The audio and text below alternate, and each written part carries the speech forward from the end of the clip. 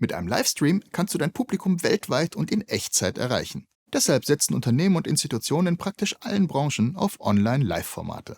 Aber oft erreichen sie nicht so viele Leute, wie sie könnten. Und bei einem Livestream kann viel schieflaufen. Um das zu vermeiden, möchte ich dir einige Praxistipps geben, wie du durch eine professionelle Planung die größten Fallstricke vermeiden kannst, worauf du bei der Vorbereitung deines Livestreams achten solltest und wie du die maximale Reichweite erzielst. Los geht's!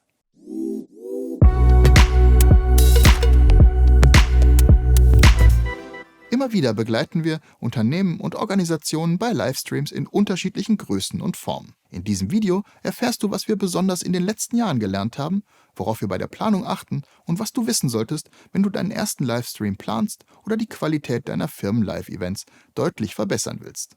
Für Unternehmen gibt es grundsätzlich 3 Kategorien von Live-Veranstaltungen. Events, die ein großes Publikum erreichen sollen, wie zum Beispiel Produktlaunches, Preisverleihungen und ähnliches, Events, die zugangsbeschränkt sind, wie zum Beispiel Kongresse, Webinare oder Schulungen und interne Veranstaltungen, bei denen du besonders stark kontrollieren musst, wer sie zu sehen bekommt.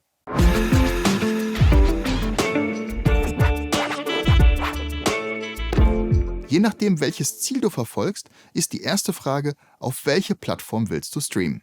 Das größte Publikum erreichst du auf Social-Media-Plattformen wie zum Beispiel YouTube oder Twitch. Ein besonders junges Publikum erreichst du auf Plattformen wie Instagram oder TikTok. Für noch mehr Reichweite kannst du auch gleich auf mehreren dieser Seiten gleichzeitig streamen.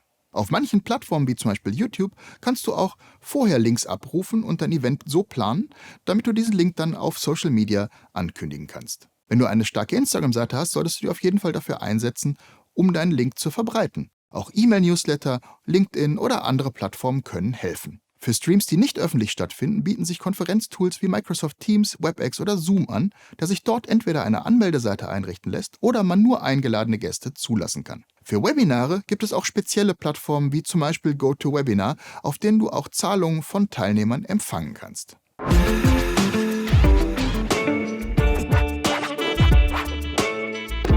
Spätestens, wenn du dich für eine Plattform entschieden hast und dein Event angekündigt ist, musst du den Ablauf deiner Veranstaltung planen. Je nach Größe gibt es Dokumente oder Programme, die dir dabei helfen. Ein sogenannter Ablauf- oder Regieplan strukturiert die Veranstaltung.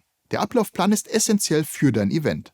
Darin steht alles, was in dem Stream passieren soll. Also alle Personen mit Infos darüber, wann sie auftauchen, wie lange sie ungefähr mit wem sprechen, alle Grafiken, die eingeblendet werden, Videos, die eingespielt werden, Musik oder Soundeffekte, Zuschaltung von externen Gästen, die Beleuchtung auf der Bühne und alles, was sonst noch wichtig werden kann. Der Ablaufplan ist sehr individuell auf deine Veranstaltung zugeschnitten. Wenn du mehr dazu erfahren möchtest, schau mal in unser hier verlinktes Video zum Thema Regieplan rein.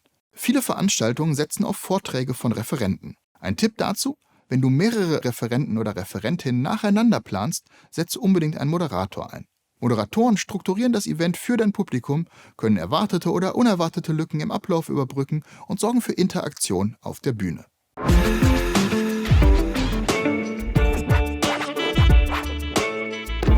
Die Möglichkeit, mit dem Publikum zu interagieren, ist einer der ganz großen Vorteile von Livestreams. User können ihre Fragen im Live-Chat äußern und der Moderator oder die Moderatorin kann sie an andere Personen im Stream weitergeben. In den Kommentaren bei Livestreams kann es manchmal heiß hergehen. Wenn du viele Publikumsreaktionen erwartest, solltest du auf jeden Fall einen oder mehrere Community Manager einsetzen, die live im Chat auf Kommentare reagieren können und eine Vorauswahl für die Fragen, die dann im Stream gestellt werden, treffen. Was du auf jeden Fall nicht tun solltest, ist die Kommentare zu ignorieren.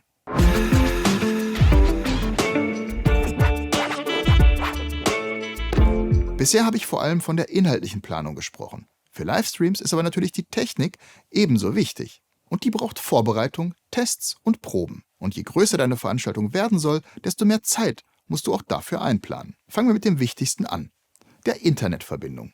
Ohne geht's nicht. Aber wie viel Geschwindigkeit brauchst du? Das hängt in erster Linie von der Auflösung deines Streams ab. Für 720p HD-Streams empfehlen wir 4 Mbit.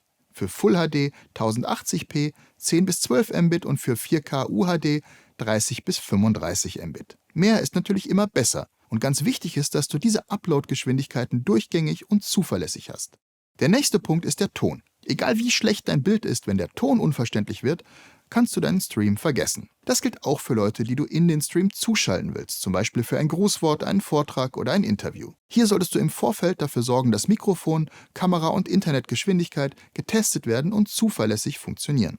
In unserem hier verlinkten Video für bessere Videocalls findest du einige Inspirationen, wie du die Qualität solcher Zuschaltung einfach verbessern kannst. Wenn du mehr als eine Person im Gespräch zeigst, solltest du auch über einen Tontechniker mit Mischpult nachdenken. Bei mehr als 3 Personen, die im Dialog oder kurz nacheinander sprechen, ist diese Funktion unverzichtbar. Je größer und professioneller dein Stream angelegt ist, desto wichtiger ist auch die Bildqualität.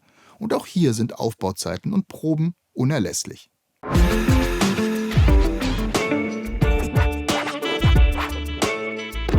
Hier nochmal die wichtigsten Punkte auf einen Blick, die dir helfen, durch eine gute Vorbereitung und Planung die Qualität und Reichweite deines Livestreams optimal zu gestalten.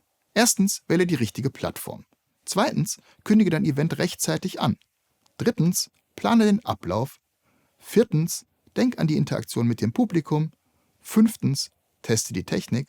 Und sechstens, mach einen oder mehrere Ablaufproben. Ein Livestream hat viel Potenzial, um online ein großes Publikum zu erreichen und Reichweite zu generieren. In einem Live-Szenario können bei schlechter Planung Fehler passieren, die man nicht wie in einem Video rausschneiden kann. Doch wenn du ausreichend Zeit in deine Planung investierst und unsere Tipps aus diesem Video beachtest, steht einem erfolgreichen Live-Event nichts im Weg.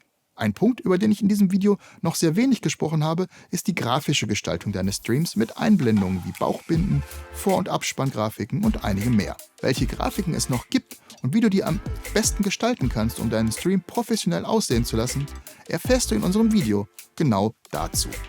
In dem Sinne, vielen Dank fürs Zuschauen und bis zum nächsten Video von MindMap. Mit Videos mehr erreichen.